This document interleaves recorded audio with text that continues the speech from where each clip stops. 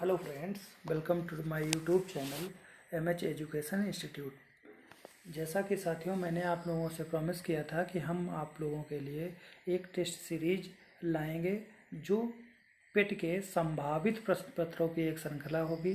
उसी क्रम में मैं आज आप लोगों के लिए एक टेस्ट सीरीज से संबंधित कुछ महत्वपूर्ण क्वेश्चन लेकर के आया हूँ। ये क्वेश्चन जीके और जीएस वाले पार्ट के लिए हैं और यह पार्ट मोस्ट इम्पॉर्टेंट है क्योंकि ये क्वेश्चन बहुत ही मोस्ट इम्पॉर्टेंट है। जैसा कि आप लोगों को पता है, पेट की परीक्षा 15 और 16 अक्टूबर को प्रस्तावित है। वह यह परीक्षा ऑफलाइन मोड में ली जा रही है। अतः इस परीक्षा की तैयारी के लिए हम लोगों के द्वारा आपके लिए एक छोटा सा प्रयास किया गया है। अगर यह प्रयास आपको अच्छा लगे तो प्लीज़ चैनल को लाइक, सब्सक्राइब एंड शेयर ज़रूर करें। थैंक यू दोस्त। शुरू करते हैं आज का हमारा ये वीडियो।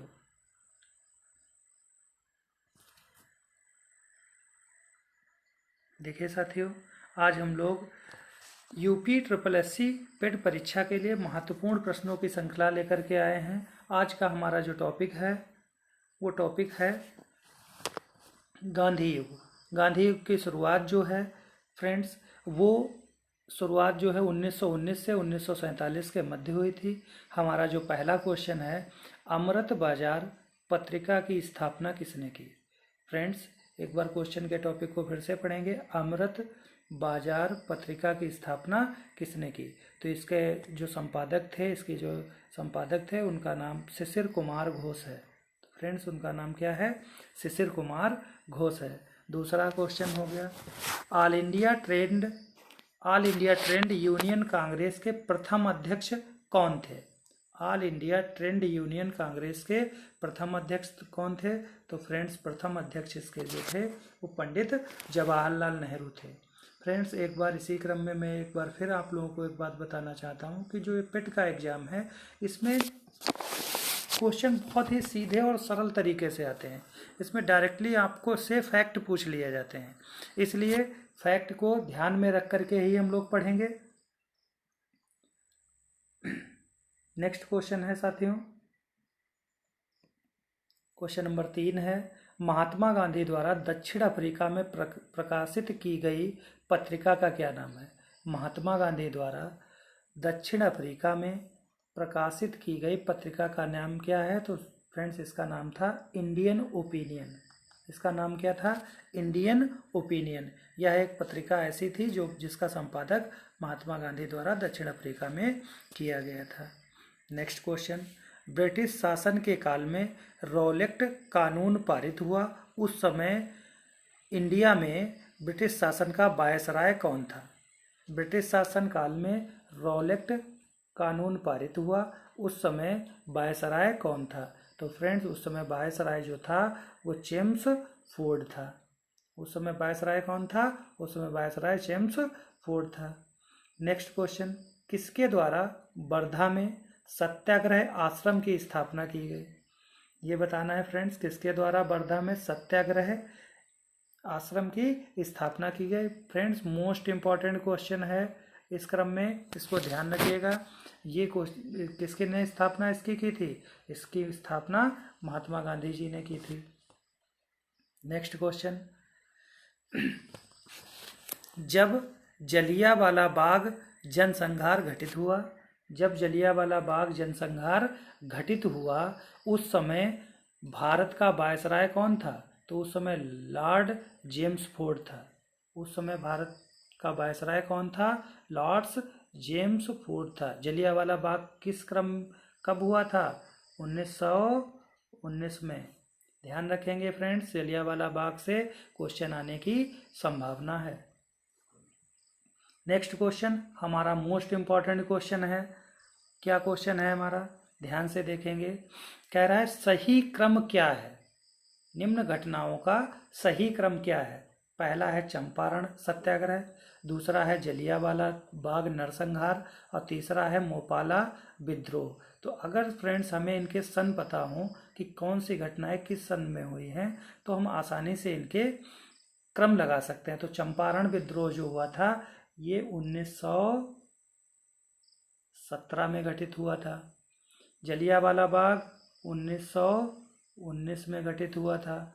और मोपाला विद्रोह है ये 1921 में घटित हुआ था। तो फ्रेंड्स इसका क्रम क्या हो गया, इसका क्रम सही लगा हुआ है। पहला हो गया चंपारण, दूसरा हो गया जलियांवाला बाग और तीसरा हो गया मोपाला विद्रोह। क्वेश्चन नंबर 8 के क्रम पे आ जाते हैं। गांधी इरविन समझौते के हस्ताक्षरित होने में किसने महत्वपूर्ण भूमिका निभाई थी। फ्रेंड्स मोस्ट इंपॉर्टेंट क्वेश्चन है। गांधी इरविन समझौते के हस्ताक्षरित होने में किसने महत्वपूर्ण भूमिका निभाई थी। तो फ्रेंड्स वो थे हमारे तेज बहादुर सप्रू। ध्यान रखिएगा फ्रेंड्स, ऐसे क्वेश्चन फैक्चुअल क्वेश्चन बहुत आते हैं, तो ध्यान रखिएगा वो हमारे पास कौन थे, तेज बहादुर सप्रू। क्वेश्चन नंबर 9 के क्रम पर आ जाते हैं।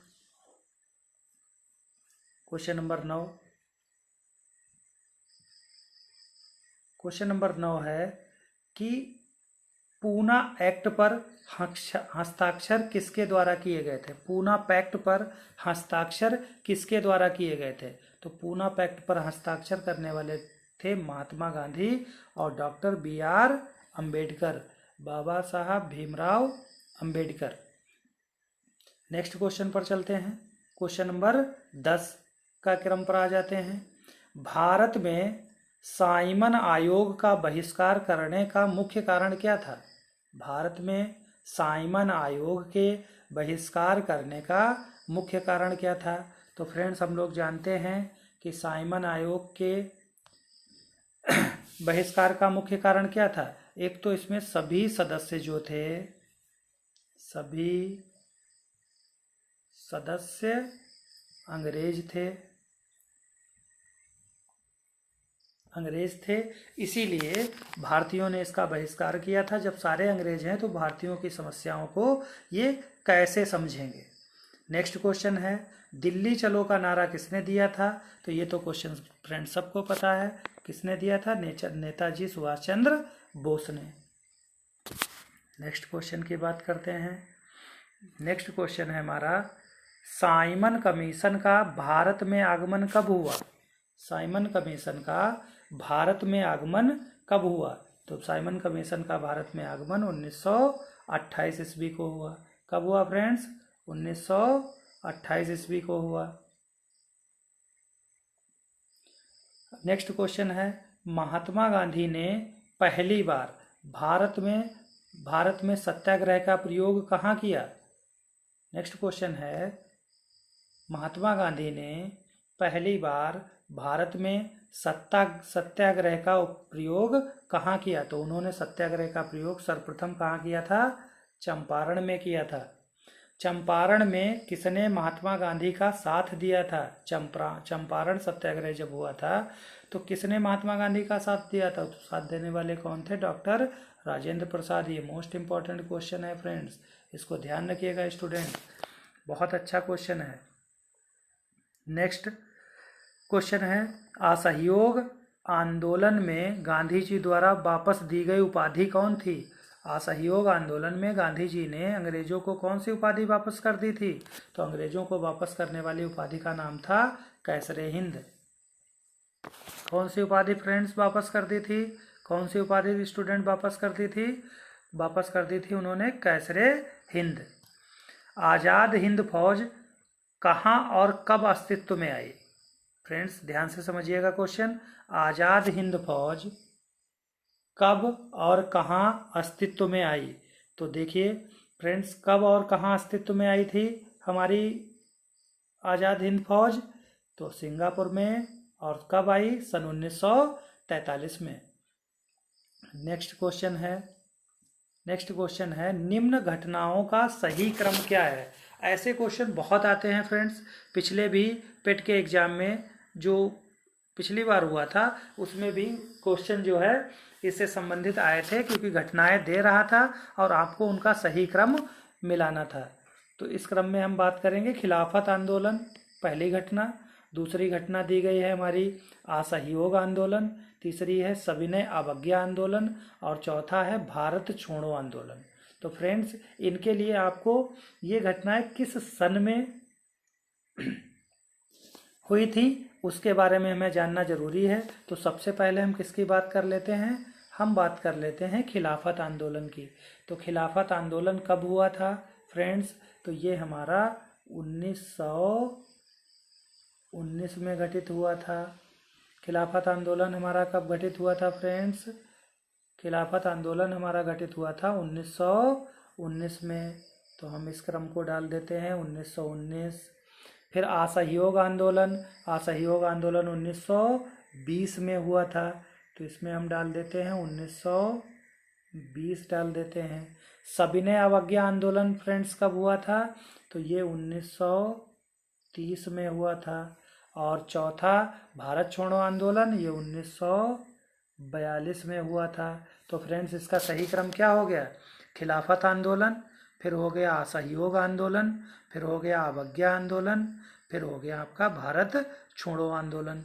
इन घटनाओं के लिए आपको इनका सही कालक्रम का जानना बहुत ज़रूरी है। तो नेक्स्ट क्वेश्चन पर आ जाते हैं फ्रेंड्स। नेक्स्ट क्वेश्चन है, किस कांड के बाद असहयोग आंदोलन वापस कर लिया गया।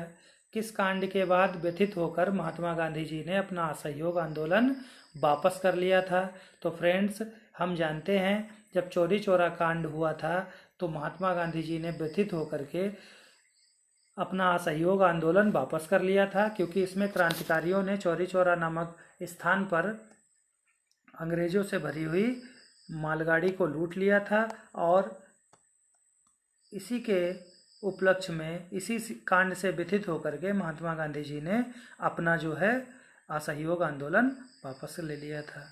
नेक्स्ट क्वेश्चन है फ्रेंड्स, गांधी इरविन समझौता कब हुआ। तो गांधी इरविन समझौता सन 1931 में हुआ। फ्रेंड्स मोस्ट इम्पॉर्टेंट क्वेश्चन है, क्योंकि इसमें फैक्चुअल क्वेश्चन ही ज़्यादा पूछे जाते हैं। नेक्स्ट क्वेश्चन की बात करते हैं, भारतीय राष्ट्रीय कांग्रेस का लाहौर अधिवेशन कब हुआ। तो भारतीय राष्ट्रीय कांग्रेस का लाहौर अधिवेशन सन 1929 ईस्वी में हुआ। तो फ्रेंड्स ये आज के आपके 20 मोस्ट इम्पॉर्टेंट क्वेश्चन जीके और जीएस के लिए थे। यह प्रयास एमएच एजुकेशन इंस्टीट्यूट द्वारा आप लोगों की आगामी परीक्षा को देखते हुए किया गया है। फ्रेंड्स आप लोगों से एक निवेदन है कि आप लोग, अगर हमारा ये प्रयास आप लोगों को पसंद आ रहा है तो फ्रेंड्स इसको ज़्यादा से ज़्यादा लाइक, शेयर और सब्सक्राइब करें। यूट्यूब पर हमारा जो चैनल है वो एमएच एजुकेशन इंस्टीट्यूट के नाम से है। मैं हूं सुधाकर मिश्रा, मैं आप लोगों का मैथ्स गुरु हूं। आप लोगों को मैथ्स सिखाने के साथ साथ मैं पेट परीक्षा में, हमारे चैनल पर बहुत कमेंट बच्चों के आ रहे थे कि सर कुछ क्वेश्चन ऐसे दे दीजिए जो सीधे सीधे डायरेक्ट एग्ज़ाम में फंसने वाले हों। तो मैंने बहुत एनालिसिस किया तो मुझे ये लगा कि क्वेश्चन यहाँ से आ सकते हैं। तो फ्रेंड्स अगर हमारा प्रयास आप लोगों को अच्छा लगे तो प्लीज़ चैनल को लाइक, सब्सक्राइब एंड शेयर करें। Thank you so much.